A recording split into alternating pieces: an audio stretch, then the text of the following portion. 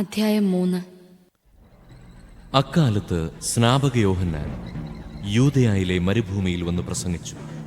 മാനസാന്തരപ്പെടുവിൻ, സ്വർഗരാജ്യം സമീപിച്ചിരിക്കുന്നു. ഇവനെ പറ്റിയാണ് യേശയ്യാ പ്രവാചകൻ വഴി ഇങ്ങനെ അരുളി ചെയ്യപ്പെട്ടത്. മരുഭൂമിയിൽ വിളിച്ചു പറയുന്നവന്റെ ശബ്ദം, കർത്താവിന്റെ വഴിയൊരുക്കുവിൻ, അവന്റെ പാതകൾ നേരെയാക്കുവിൻ. യോഹന്നാൻ ഒട്ടകരോമം കൊണ്ടുള്ള വസ്ത്രവും അരയിൽ തോൽവാറും ധരിച്ചിരുന്നു. വെട്ടുക്കിളിയും കാട്ടുതേനുമായിരുന്നു അവന്റെ ഭക്ഷണം. ജെറുസലേമിലും യൂദയ മുഴുവനിലും ജോർദാന്റെ പരിസര പ്രദേശങ്ങളിലും നിന്നുള്ള ജനം അവന്റെ അടുത്തെത്തി. അവർ പാപങ്ങൾ ഏറ്റുപറഞ്ഞ് ജോർദാൻ നദിയിൽ വെച്ച് അവനിൽ നിന്ന് സ്നാനം സ്വീകരിച്ചു. അനേകം ഫരിസയരും സദുക്കായരും സ്നാനമേൽക്കാൻ വരുന്നത് കണ്ട് യോഹന്നാൻ അവരോട് പറഞ്ഞു, അണലി സന്തതികളെ, ആസന്നമായ ക്രോധത്തിൽ നിന്ന് ഓടിയകലാൻ നിങ്ങൾക്ക് മുന്നറിയിപ്പ് നൽകിയത് ആരാണ്? മാനസാന്തരത്തിന് യോജിച്ച ഫലം പുറപ്പെടുവിക്കുവിൻ.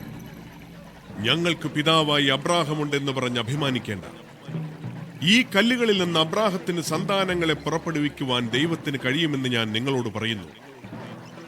വൃക്ഷങ്ങളുടെ വേരിന് കോടാലി വെച്ചു കഴിഞ്ഞു. നല്ല ഫലം കായ്ക്കാത്ത വൃക്ഷങ്ങളെല്ലാം വെട്ടി തീയിലെറിയും. മാനസാന്തരത്തിനായി ഞാൻ ജലം കൊണ്ട് നിങ്ങളെ സ്നാനപ്പെടുത്തി. എന്റെ പിന്നാലെ വരുന്നവൻ എന്നേക്കാൾ ശക്തൻ. അവന്റെ ചെരുപ്പ് വഹിക്കാൻ പോലും ഞാൻ യോഗ്യനല്ല.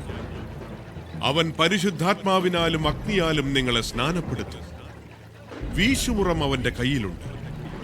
അവൻ കളം വെടിപ്പാക്കി ഗോതമ്പറപ്പുരയിൽ ശേഖരിക്കും. പതിര് കെടാത്ത തീയിൽ കത്തിച്ചു കളയുകയും ചെയ്യും.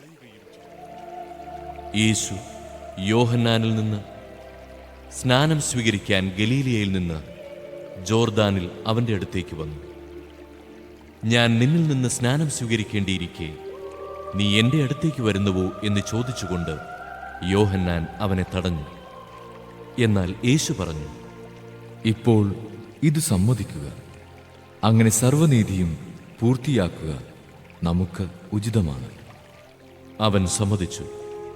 സ്നാനം കഴിഞ്ഞയുടൻ യേശു വെള്ളത്തിൽ നിന്ന് കയറി.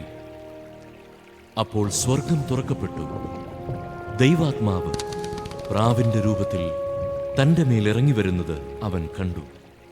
ഇവൻ എന്റെ പ്രിയപുത്രൻ, ഇവനിൽ ഞാൻ പ്രസാദിച്ചിരിക്കുന്നു എന്ന് ഒരു സ്വരം സ്വർഗത്തിൽ നിന്ന് കേട്ടു.